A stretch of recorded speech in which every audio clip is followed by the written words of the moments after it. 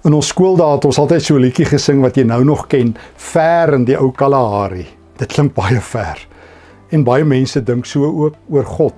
Hulle dink hy is ver. Ek weet nie of dit in die ou Kalahari is nie, maar mense hoor so baie, God is ver. Hy's ver van my af, hy hoor nie my gebede nie, hy is met ander dinge besig.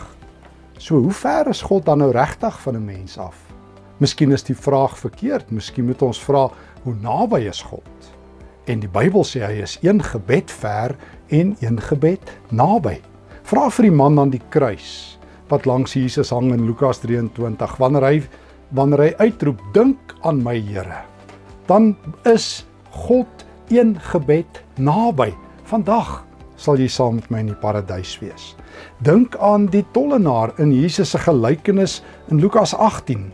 Hy roep uit, God wees genadig teenoor my wat 'n arme sondaar is, en in een oomblik is God naby en gee hy vir hom lewe en vergifnis en oorvloed.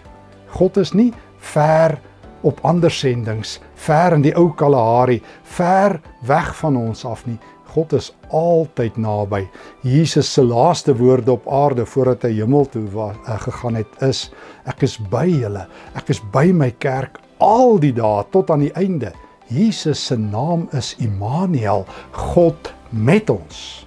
Moet nooit jou eie gevoelens gebruik as 'n barometer om God se afstand te meet nie.